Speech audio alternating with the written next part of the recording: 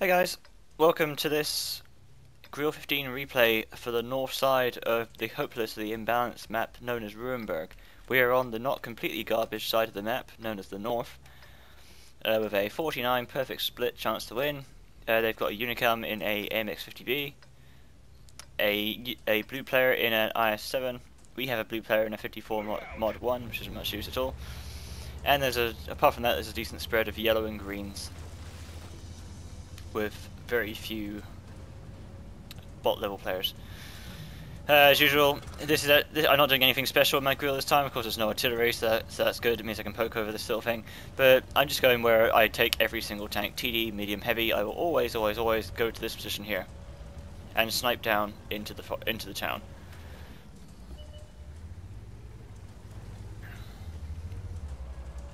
There's a lot of trees and bushes between you, and you get a beautiful line of sight down this alley here. The Unicum MX-50B got his face blown off half a minute into the match, so that's okay, I guess.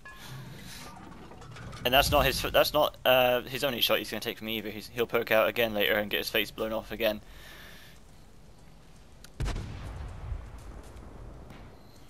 But yeah, especially when you got a camo net and you're in a tank with decent camo ratings, anything works in this position really. Leopard, Centurion AX, Object 263, the Waffenträger 100 worked from this position as well.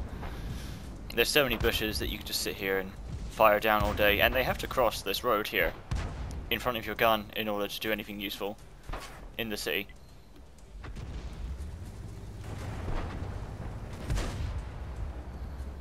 I'm not getting any shots into town, so I decided to poke up and hit this guy in the 54. His shot goes wild. Thing is, I'm not getting spotted there until I fire, so I poke up, I fire, and then I'm halfway back down by the time he's able to return. Beautiful high roll there, 864. See what I mean? They have to push through. If they want to push through the city, they have to go along this alleyway, which is completely open to my gun. And as long as you stay unspotted in this position, you're usually mostly safe. You can get spotted. If you get lit up, you're going to get shot by artillery, most likely, and they can also shoot you from the F line. So most of the time, it's important.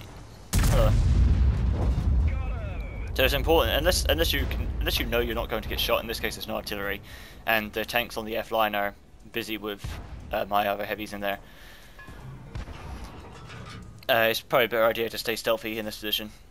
The MX-50B again, I guess he decided getting hit by a grill. Poking out the first time wasn't good enough, so he poked out again. So that was one Unicum that didn't last very long. Again, no shots into the city. I see an open shot over here. I was going to go and shoot that 54 lightweight, but I saw the 54 driving through the open. Lightweight, the mod 1. But I saw the T-54 driving through the open, he was the easier target, so I went for him instead. So I'm looking for a shot here in the channel just in case the IS-7 comes out. I can see that he's trying to engage this T-124, so he might poke out so I can see him, but apparently not. So get ready. I'm going to choose I want to choose my target carefully, and if I poke up here, I don't want to get hit by two grills and just evaporate. So I'm keeping an eye on my surroundings here, picking my target before I come over. I see this IS-4 in the open, not even looking this way. Shot straight into his side armor. Poking this ridge line, poking over this little road bit here to shoot down there is very risky, which is why I'm trying to be cautious about it. Next up, the Ferdinand is sitting in the open. You can see the grill as well. I want a shot in the grill or the back chat, but no. No can do. I didn't actually get lit when I fired that shot, which means I don't have to worry too much about sitting on top of this hill and getting spotted. You see the Ferdinand? That one did penetrate. But its damage won't be added to my little ticker on the top because it was invisible. The Batchat's backing up, just lead him. Beautiful blind fire, that was about 2 seconds after he went invisible. And I'm still not spotted, so I can just sit here in this bush and wait for that Ferdinand or something else to get spotted again. I know where the Ferdinand is, but he may have backed up. I don't want to waste a shot. derp a shell into nothing and then get spotted and shot doing it. That'd be a bad trade. So aim on the Ferdinand, dead. Enemy vehicle destroyed.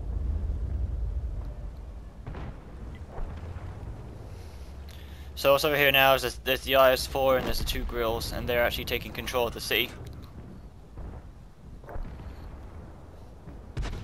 I don't want to expose myself to that road without knowing what's there, because again I could just get smashed by a grill, and that's not what I got in mind. Can I shoot him through the building? No, I'm too big.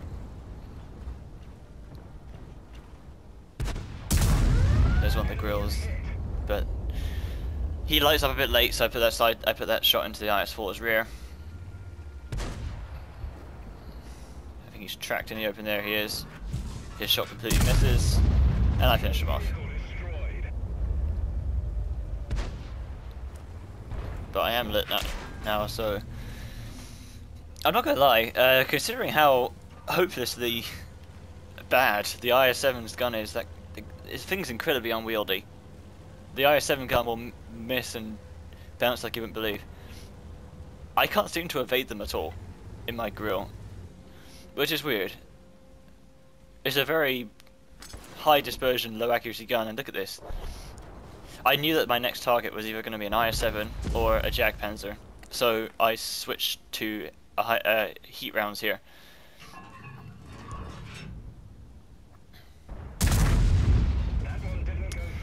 And as soon as I switched to heat round, as soon as I switched into my heat round, 1 second later the Jagdpanzer gets spotted in the open, so I'm sitting here with a reload on a pointless reload, and then to add insult to injury, my heat round actually bounces off. It disperses into its upper plate.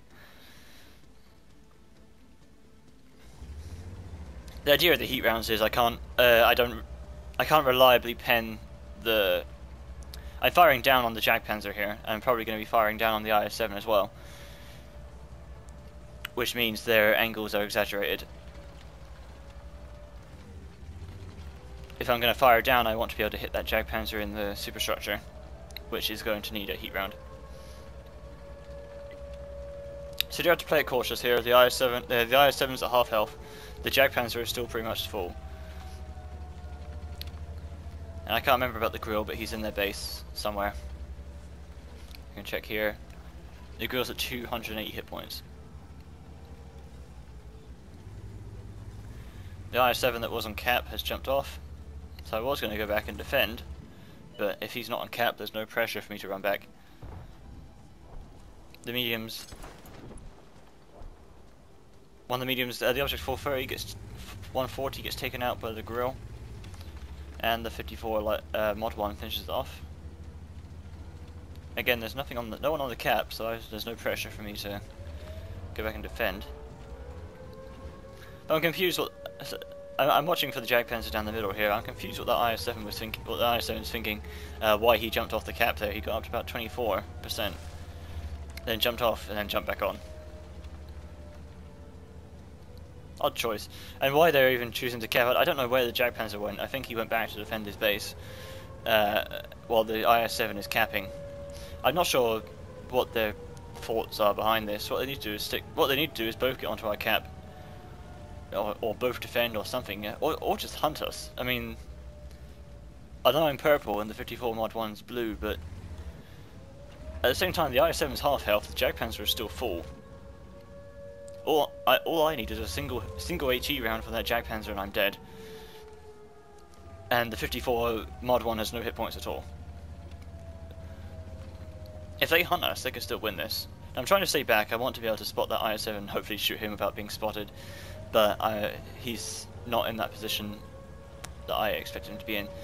So I'm going to move up here cautiously, see if I can spot him through these bushes without getting lit myself. There we go. I'm not detected. He's ran on his lower plate, straight through. I get lit up, but back up before he's able to return fire, and the 54 mod 1 finishes him off. So I mean, capping was not the correct thing to do there.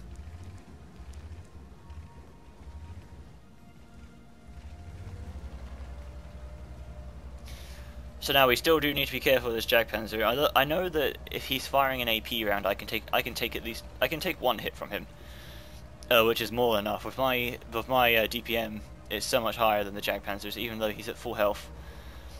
If I can take that hit from him, I can very easily finish him off. However, I don't want to risk the fact that he could be firing HE rounds, and if he is clever, he's using HE rounds, because his HE rounds are gonna murder that 54 lightweight, a 54 mod 1 rather, because it's very low health, and his HE can one-shot me, even with 1270 health. I think the Jagdpanzer's high explosive damage is 1,400, so it's more than enough to take me out in one hit, and I don't want to take that risk. So what I'm going to do is, of course, this is if that Jagdpanzer doesn't make a move on our base, I don't make a move on his base. It's going to end in a draw, and I'm okay with draws. But it's more rather that I've still got this T-54 mod 1 alive. If he can run around and find that Jagdpanzer for me, once I know where he is, I'll be more confident in making some kind of aggressive play. If I know where he is, I know which direction to approach from, and I know how I'll be able to take out. I'll be able to plan out how I can take out this Jagdpanzer without taking a 170mm high explosive round to the face.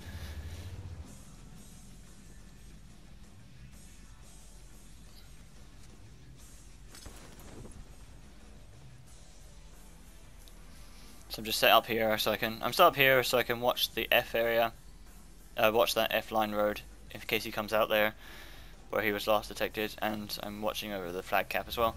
I see that 54 mod 1 has got onto the cap, which means that the Jagdpanzer is now forced to either lose or come back and defend. More often than not, people are going to go back to. Obviously, more often than not, people are going to go back to defend. So now that I know that the Jagdpanzer is going to come back to take out the 54. I can start running up here and prepare to come up behind him once I know where his behind is. Just in case he's still sitting in this area staring up this alley, I'm going to be careful, and again, just in case he's up the north area somewhere, he'd have to cross in front of my gun here. But he's detected here, and he's moving up towards the cap from the alleyway here, which means right now he's got his rear to me. You'll also notice that I switched back from heat to AP rounds, because the heat rounds on this thing are very expensive.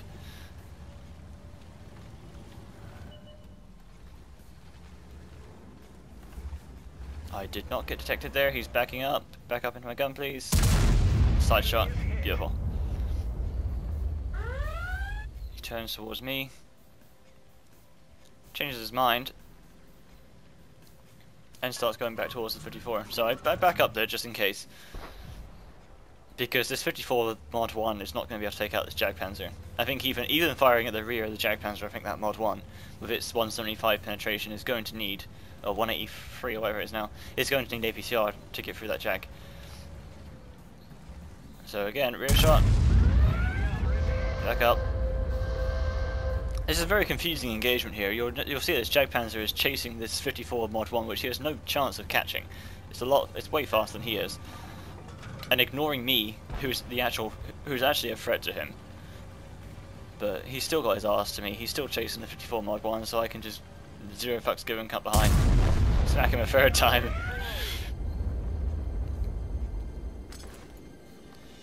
See, I'm a little bit confused by what that Jagdpanzer's train of thought was there, in that he was chasing the 54 mod 1. He can't catch the mod 1. He's a Jagdpanzer. All the 54 needs to do is run circles around the building, and he's never going to catch him. On the other hand, you've got a Grille 15, one of the most dangerous guns in the game, chasing you and shooting you in the ass. What he should have done is turned and dealt with me, because the 54 mod 1 is really not a threat to him. He could take out that thing no problem. I was the threat, but he completely ignored me, and I don't know, it was very confusing. But yeah. I did get kind of lucky in this match, and in the fact that there was no artillery, and that allowed me to poke up on top of this road and fire multiple shots down here. If there was artillery, I would have been a bit more cautious, and probably would have got punished for doing that. But if there was artillery, though, I still would have just sat in this position here and fired down into the town. I do that in every single tank I own now. I The one exception maybe being the E100. Every other tank, I think, in fact, no, I think maybe it's possible even in the E100 I'd probably still go up to this position because it is so strong, and this map Ruinberg is just hopelessly imbalanced. The north side is so much better than the south. The south is so garbage, just because of this position here and the fact that it can control everything. And and the same for me when I'm playing on the south side. I'll usually go here. I'll usually play this area here.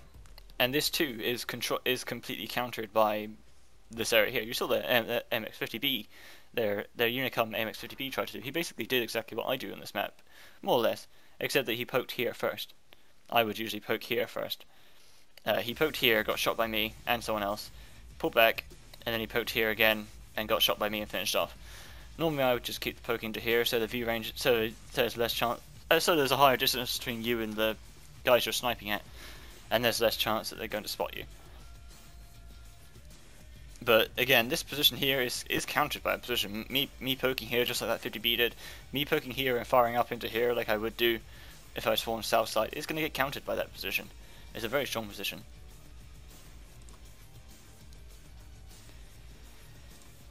I do hope they do something to make the south side on Ruinberg not completely awful, because the north side has the advantage in the Delta Village. The north side has I think the south side has the advantage in the city. The north side has the advantage in the Delta Village, and the Delta Village controls the city, and that's a problem. It's it's akin to I don't know, what map is it that has one team gets one strong position, one team gets an absolutely useless position. I think it might have been Live Oaks and Highway before they changed it. Yeah, it was, yeah, Highway. It reminds me of Highway before they changed it and expanded the city, in that the north side always got control of the city by default, and the south side had to cross through an open field to get to the city, and by the time they got to the city, the north side has already taken complete control over it. That's what this reminds me of. It's one side gets the city, the south side gets the city, the north side gets the Delta Village. The Delta Village controls the city. Guess who's going to win most of the time? Especially if you've got someone like me who's using a very powerful gun and knows to take this position here. You'll just control the whole map. Anyway, I hope you enjoyed this replay, guys, and I will catch you next time.